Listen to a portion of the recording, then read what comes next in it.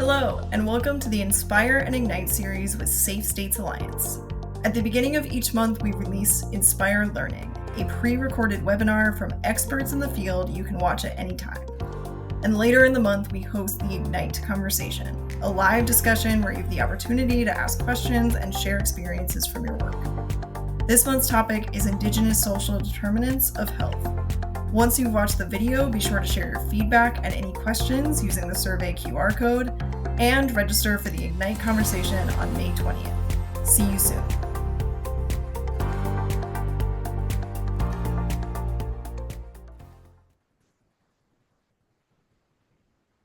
Welcome, everyone. I'm delighted to share with you the Indigenous Social Determinants of Health project at the National Network of Public Health Institutes for the Inspire and Ignite series. Thank you, Safe States, for the invitation to share this exciting work. My name is Erin Marzali, and I am the Director of Network Engagement at the National Network of Public Health Institutes, and I'm joined by Dr. Myra Parker, Director of Seven Directions Indigenous Public Health Institute. The National Network of Public Health Institute's mission is to support national public health systems initiatives and strengthen public health institutes to promote multi-sector activities, resulting in measurable improvements of public health structures, systems, and outcomes.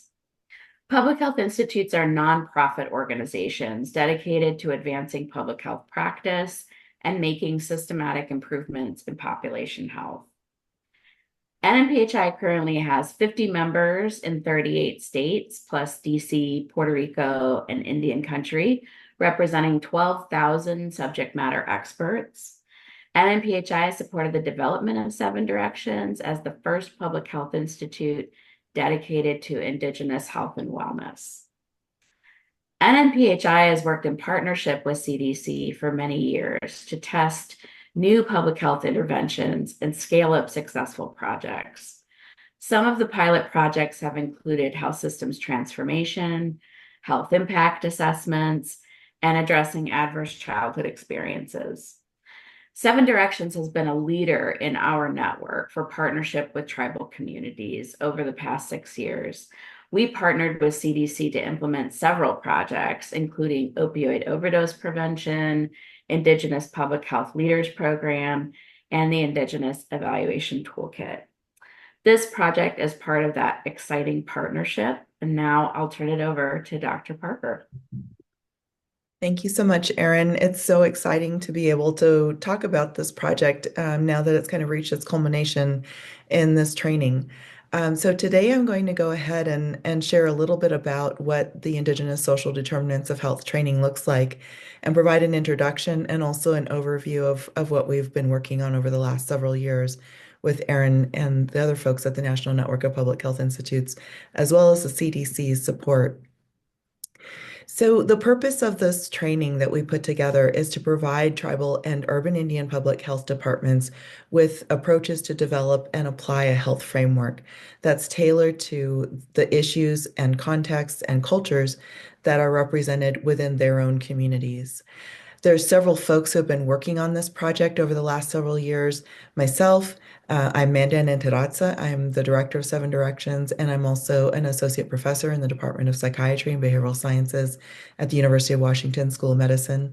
And my colleague, Christina Ore, who is also a faculty member within our same department and is originally from Peru. We also had a couple of research coordinators who helped support building out this content, including Darwin Largo and Tia Benali, who are both Dene and have their MPHs.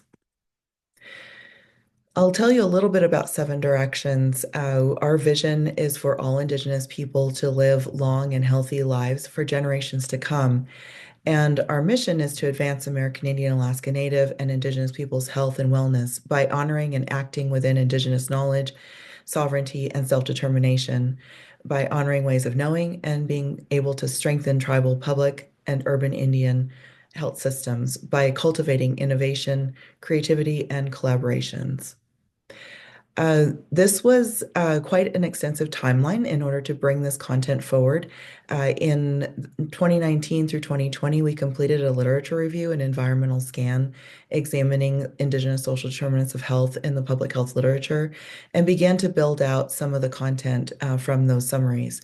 We then convened an advisory board in 2021 with national and regional presentations on the work that we were doing. We also gathered some stories from tribal communities to begin to explore how can we understand Indigenous social determinants across many different communities. There's 574 federally recognized tribes and many more state recognized tribes as well as unrecognized tribal communities across the United States. And we wanted to make sure that this content would be able to be applied across all of these different settings. And then in 2022 and 2023, we began to develop and pilot this training with 2 tribal communities to see if the content that we developed spoke to them and resonated with the work that they're doing in their communities. And then finally, in 2024, just last year, we launched the webpage and provided this training, which is freely accessible on indigenousphi.org. These are the folks who served as our advisory board.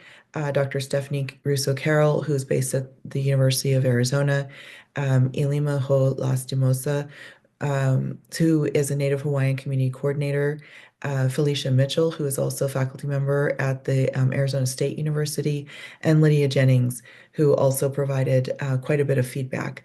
And so what we did was we developed the training and we offered it to our advisory board to read through and confirm it to make sure that our understanding of it, the information that we received from the tribal communities and their perspectives all were taken into account in finalizing the content.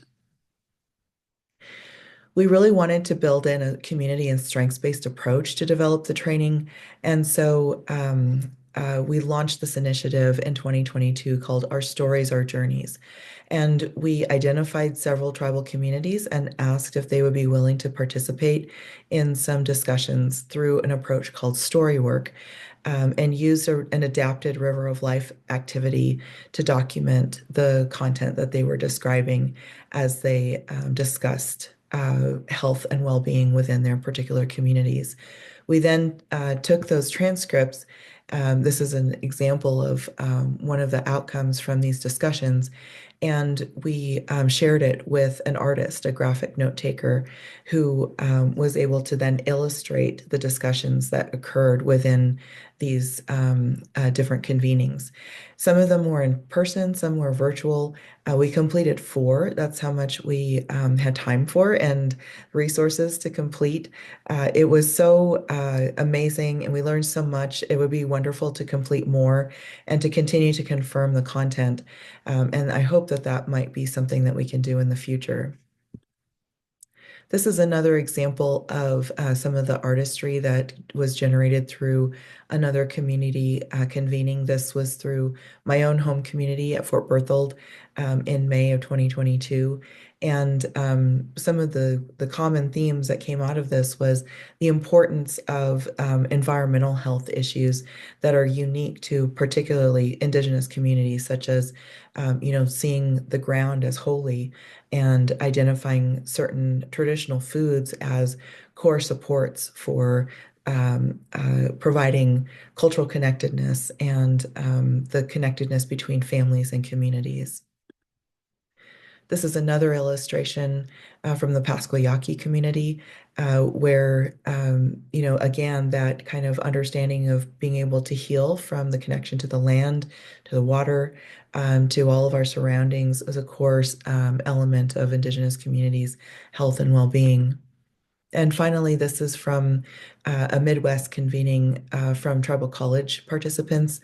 And you can see that, a lot of the themes continue on in these depictions where the connection between individuals is important, the connection between families, getting that emotional support and cultural support through access to language and culture, as well as to access to homelands and community resources. So I know that not everyone is familiar with tribal communities or urban Indian communities. And so how can an Indigenous social determinants of health training enhance public health practice? Certainly, it provides support to tribal communities and urban Indian communities for tribal public health practitioners and other experts in these communities who can use this content to continue to grow their knowledge and skills and experience in order to deliver public health programs. It also begins to help people think about what are some of those important, unique aspects of our own communities that can help us understand how to identify strategies that will work for our particular settings and contexts. And so I think there's a lot of broad applicability beyond the tribal communities and urban Indian communities that are accessing these trainings. There are 6 modules provided in the training. They're really focused on tribal and urban Indian settings. They are also inclusive of some strategies and discussion questions, vignettes, and activities that help folks who receive the training to talk through, what does it look like for our community? What are some of the things that might be helpful for me and my team to consider in order to better support health and well-being? The overall objectives are to describe Indigenous conceptions of health, healing, and wellness, and how they relate to Indigenous social determinants of health, as well as describe the different definitions of social determinants of health frameworks to be able to make those connections across those frameworks as well as the Indigenous social determinants of health framework. It also is a core goal to identify and define ISDOH that are distinct from those identified within other SDOH frameworks, and to describe structural and systemic determinants of health specific to Indigenous communities. So really going beyond some of the immediate individual determinants of health to the broader community and perhaps regional or other environmental impacts on health. The other goal is to provide public health tools and exercises to identify and describe Indigenous social determinants of health. For example, using root causes analysis, talk story, using visual depictions of our understandings of health, as well as to plan for measurement and development of health indicators that align with Indigenous community health goals. These are the modules that we cover in the training. Module 1 focuses on our stories, our journeys, kind of providing that introduction. Module 2 describes the social determinants of health definitions. Module 3 then goes into and bridges to the Indigenous social determinants of health and some examples. And then Module 4 talks about the structural determinants of health, and Module 5 covers the systemic determinants of health from the Indigenous social determinants of health framework. And then the final module provides a training application so that teams who are receiving the training or individuals who are accessing it can walk through what they've learned and apply it to a vignette and talk through perhaps some of the application questions that they might have with their peers. I think there's a lot of flexibility in how these training modules can be implemented. Ideally, there's a facilitator that kind of removes the burden from the team that's working through the modules. It can take 2 to 4 hours, and it varies per module depending on how much the team wants to get into the content. It's helpful to have the agenda and facilitation guide. Those are also provided on our website, as well as the handouts that provide the discussion questions and activities and vignettes. And then additionally, some blank sheets of paper for note-taking, and also markers and colored pencils if folks want to use the River of Life approach and other activities that are described in the training. We usually describe the goals of the training to kind of offer folks sort of that grounding of, why are we doing this training? What does it mean for the work that you're planning to do with your community? Identifying a team lead that can be sort of the contact person, and then deciding on a facilitator who can help provide the structure for the training as well, are both helpful steps, as well as identifying the program that will benefit from the training. And that can be really varied. So we've provided this to folks in the health department, public health programs, as well as youth programs across different reservations and urban Indian communities now at this point. And then recruiting and attendees and deciding on the timeline and duration, depending on what your goals are additional steps. So with that, we provide some citations for some of the materials that we've developed.